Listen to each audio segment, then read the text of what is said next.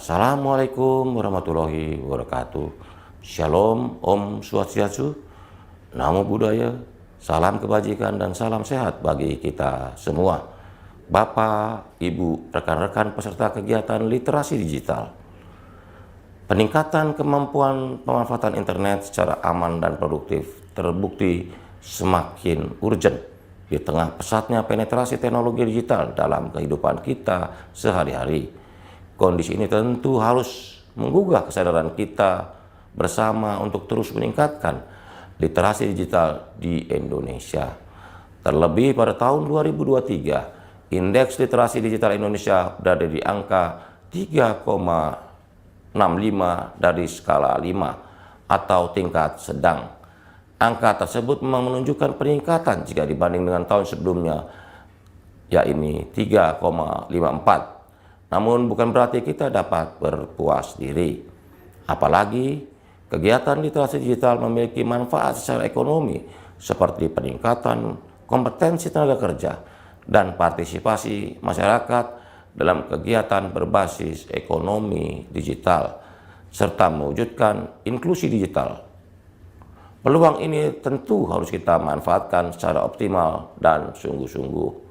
Selain aspek ekonomi, aspek sosial dan budaya seperti membantu individu bereaksi bijak terhadap pesatnya teknologi sehingga terhindar dampak negatif yang ada juga menjadi salah satu manfaat kegiatan literasi digital. Bapak, Ibu, rekan-rekan sekalian, menimbang kondisi tersebut, pemerintah Indonesia melalui Kementerian Kominfo secara konsisten menghadirkan pelatihan literasi digital secara masif. Di antaranya melalui Gerakan Nasional Literasi Digital atau GNLD yang telah memiliki 142 jejaring dari berbagai latar belakang, baik komunitas, akademisi, perusahaan teknologi, maupun organisasi masyarakat sipil. Program literasi digital Kominfo telah memberikan pelatihan kepada lebih dari 24,8 juta peserta di seluruh Indonesia sejak dicanangkan pertama kali pada tahun 2017. Berfokus pada 4 pilar literasi digital, yakni digital skill, digital safety, digital culture, dan digital ethics. Gerakan Nasional Literasi Digital merupakan upaya pemerintah untuk memperkuat kecakapan digital dasar masyarakat. Melalui program ini, kami mengajak masyarakat untuk mencegah penyebaran konten negatif, serta menciptakan ruang digital yang aman dan produktif, khususnya di tengah persebaran hoaks dan disinformasi. Secara khusus, sebagai langkah peningkatan literasi digital dalam merespon hoaks dan disinformasi, saya mengajak rekan-rekan semua untuk melakukan BAS, yakni baca dan pilih informasi dengan hati-hati. Ayo cek dulu kebenaran informasi melalui sumber terpercaya dan stop persebaran berita bohong dan disinformasi.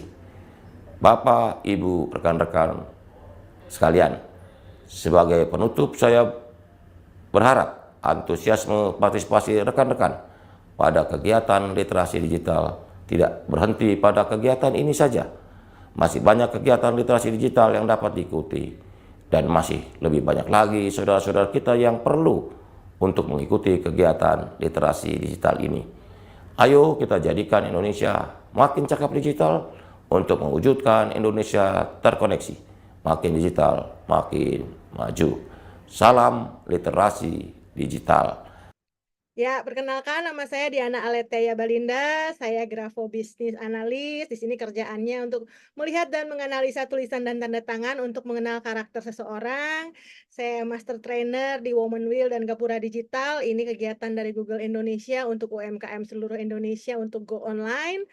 Dan di Pandu Digital saya di badge merah. Saya punya bisnis kecil yang saya jalanin dari rumah, bisnis kuliner namanya di Endi Kulineri, dan saya juga ada sertifikat dari BNSP untuk pendamping UMKM. Nah, teman-teman, kalau pengen kenalan, saya sih pengen banget ya kenalan sama semua yang ada di sini. Kita bisa ngobrol-ngobrol di sosial media. Saya ada di Diana Aletheia Balinda, bisa di Facebook, bisa di Instagram. DM-DM-an, seru nih kita bisa ngobrol-ngobrol. Dilanjut, silahkan. Oke, teman-teman, kenapa sih ya kita tuh harus tahu tentang keamanan digital? Yang namanya internet di Indonesia itu kan masuk udah lama ya, udah lama. Kalau saya sih inget-ingetnya sih waktu zaman saya kuliah gitu ya, sampai belajar harus kursus komputer hanya untuk membuka Yahoo. Kalau zaman dulu ya nggak ngerti itu. Udah gitu koneksinya lama bener. Boro-boro yang adanya smartphone, jangan berhayal ya Kak Kinan ya. Dulu sih kita udah bisa dengerin dengerin, kata-kata Yahoo aja kayaknya udah keren banget gitu, ya. Padahal mah kalau sekarang tuh kalau apa sih, itu kan biasa aja, tapi itu sesuatu yang baru. Nah, pengguna internet di Indonesia ini makin banyak, ya kan.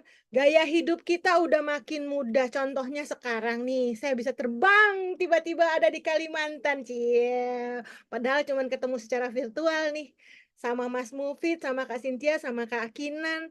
Saya belum pernah ketemu, secara secara fisik belum pernah ketemu, tapi kita udah akrab banget, cie akrab. Karena kita temenan di internet, kita bisa ngobrol-ngobrol, berbagi kegiatan, berbagi informasi di media sosial gitu ya.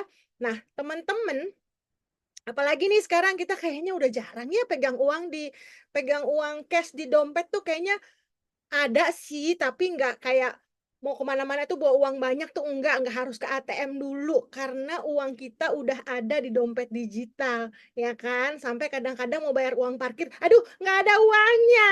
Saya sarankan kepada tukang parkir semua, ayo pakai QRIS, jadi kita bisa scan aja, nggak usah nggak usah kita nyari-nyari duit kecil gitu ya. Nah, teman-teman, dari segala macam kemudahan-kemudahan ini, ada nggak sih potensi buruknya? Ada dong. Ya kan, teman-teman udah tahu kan, banyak yang kena penipuan, banyak yang datanya diambil. Nah, itu makanya hari ini terima kasih banget kepada Kominfo sudah bikin kegiatan ini sehingga kita bisa belajar bareng-bareng gitu ya. Ketika saya membuat materi ini, saya juga ingat-ingat, oh iya ya, saya belum melakukan ini. Oh iya ya, cek dulu password saya udah kuat belum nih? Jangan-jangan password saya gampang banget dijebol nih ya. Boleh di next?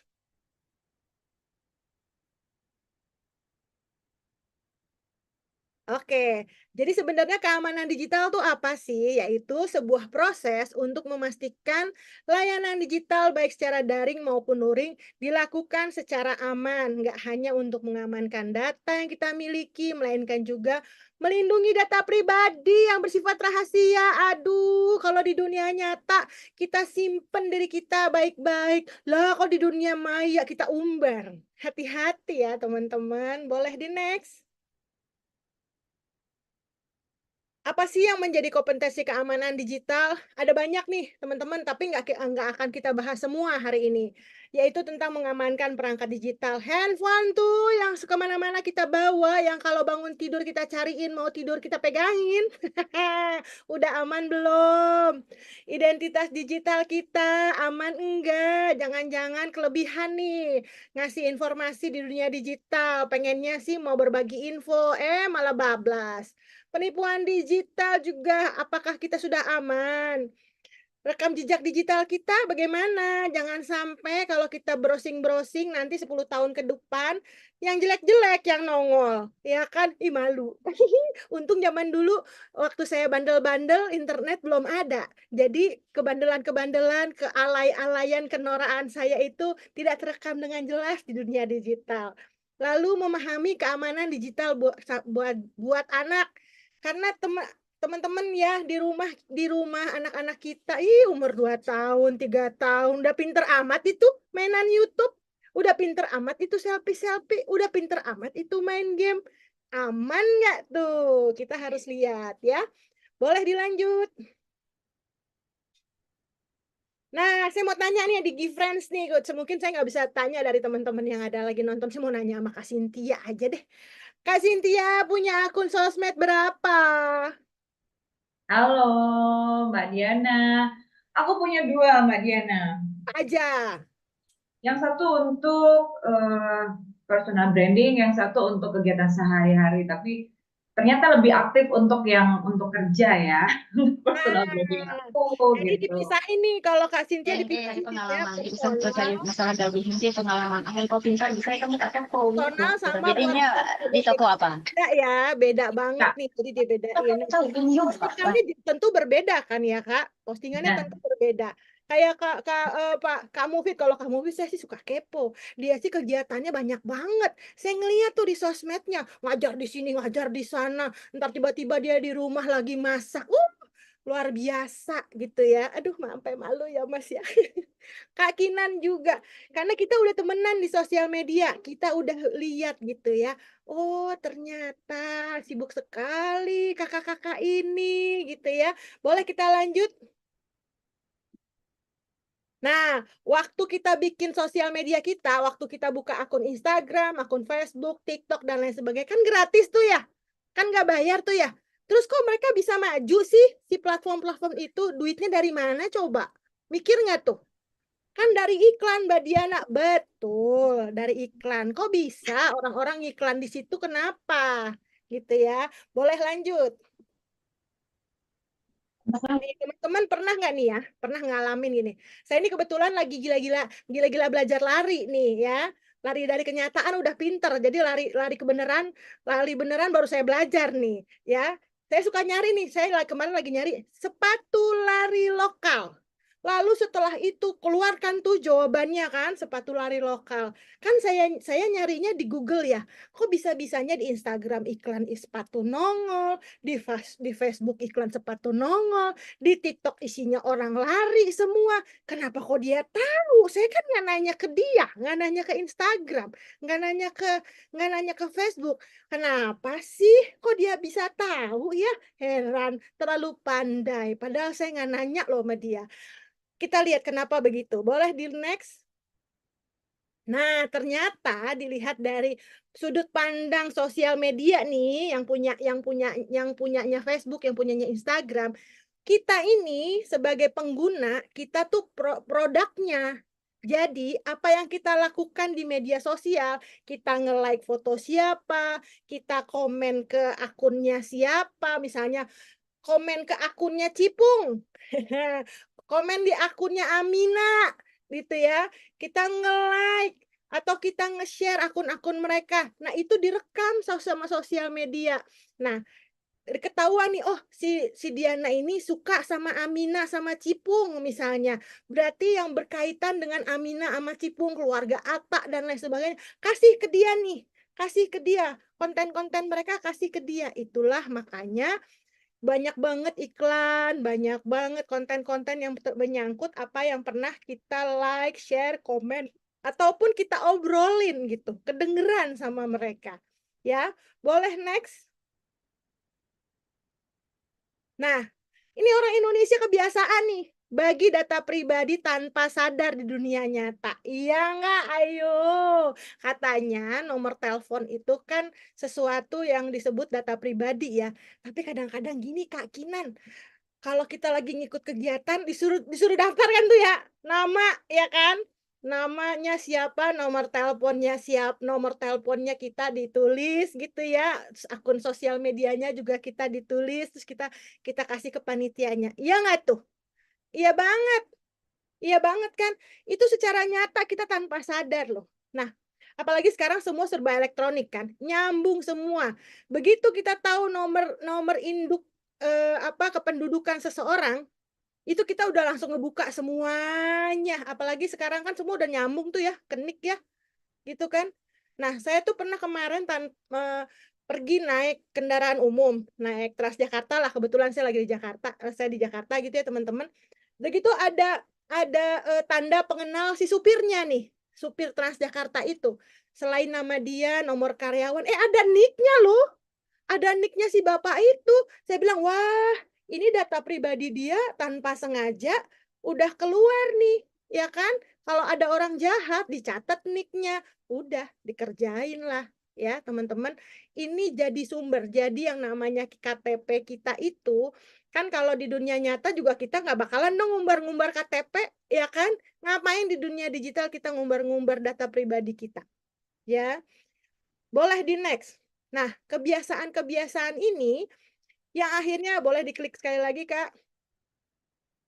Nah, kebiasaan-kebiasaan ini nih nggak kebawa ke dunia digital nih, nggak kebawa nih ke dunia digital. Akhirnya dari sekian banyak responden, nih nggak tahu, nggak menyadari bahwa kegiatan daring seperti browsing, belanja, aktivitas media sosial merupakan sumber data penting, gitu ya. Ada 67,9% orang yang nggak pernah mengganti password. Aduh, 22,4% nggak ngebaca tuh kalau bikin akun syarat-syaratnya nggak dibaca. Ada 59% nggak pernah ngecek keamanan digital yang ada di aplikasinya. Aduh, jangan-jangan kita ada salah satu orang yang ada di situ ya. Kapan terakhir teman-teman ngeganti password? Password email, boro-boro ganti Mbak, orang passwordnya aja lupa. Biasanya gitu tuh ibu-ibu ya. Oke, kalau misalnya udah inget segera ganti ya Bu, tapi digantinya jangan terus ditulis di mana gitu supaya nggak lupa, tulis tempelin, sama aja bohong. Seandainya mau kalau begitu juga nggak apa-apa, tapi disimpan di tempat yang Anda sendiri yang tahu gitu ya. Ya begitulah, saya juga kadang-kadang lupa ya, saya catat tapi saya simpen ya. Lanjut. Nah, teman-teman, data pribadi di media sosial adalah informasi yang dapat digunakan untuk mengidentifikasi seseorang nih, secara langsung apalah nggak langsung. Saya nggak pernah upload foto KTP, benar. Tapi Anda kalau jalan-jalan suka upload nggak tuh? Lagi ada di mana, lagi ada di mana, makan apa, bestie Anda siapa, ibu Anda namanya siapa, bapak Anda namanya siapa, anak Anda sekolah di mana, pernah nggak tuh? Yakin saya mah pernah, pasti pernah ya. Lanjut. Kalau mau teman-teman tahu ceritanya betapa seremnya kalau kita nggak sengaja ngirim-ngirim data pribadi, ada tuh di kontennya Deddy Corbuzier. Sekitar seminggu yang lalu rasanya beliau upload gitu ya, tentang ada orang yang 10 tahun di-stalking, diikutin hidupnya kemana-mana. Ngeri, ngeri. Data pribadi itu apa aja sih? Dari nama lengkap, tanggal lahir, alamat rumah, nomor telepon, alamat email ya, informasi akun, nama pengguna, kata sandi, foto profil, informasi bio. Sering nggak sih foto profilnya bukan sering, pernah nggak foto profilnya diambil orang terus dibikin akun palsu? Bisa jadi ya. Aktivitas media sosial kita posting apa, kita komentar apa, kita nge-like siapa, dislike dan pesan pribadi itu kecatat semua teman-teman. Riwayat check-in misalnya nih lagi ngebaso di suatu tempat nih, lagi ngebaso sore-sore nih habis olahraga makan baso, kan ibu-ibu biasanya begitu ya. Habis makan baso, lagi enak-enak makan baso, posting posting terus ditaruh tuh di tempat bakso Pak Kumis gitu ya. Terus langsung diposting saat itu juga ketika ibu-ibu masih di situ, bapak-bapak masih di situ. Ada orang yang ngelihat, dia lagi makan bakso di sana, ayo samperin. Kalau teman-teman yang nyamperin orang yang baik yang mau ngejajanin sih enak. Kalau yang nyamperin orang yang punya niat jahat, yang cuma mau stalking, yang cuma pengen kepo doang sama hidup teman-teman, takut. Takut. Jadi kalau check-in, kalau saya boleh saran nih, ntar aja kalau udah keluar dari situ, kalau udah pulang, check-innya nanti. Nggak ada kejuaraan untuk dulu-duluan check-in. Nggak ada. Seandainya cepet dulu-duluan check-in, nggak ada kejuaraannya, nggak ada juaranya juga. Nggak ada hadiahnya. Ya. Daftar teman, keluarga, pengikut itu juga jadi informasi. Ya, minat, kebiasaan. Kalau teman-teman biasa ngelihat konten masak-masak, konten olahraga, konten tentang spiritual, boleh-boleh aja. Ini juga jadi informasi yang bisa dikumpulkan sama orang yang kepo, yang pengen tahu. Informasi keuangan, data pembayaran, nomor kartu kredit, informasi rekening kredit, ya, rekening bank.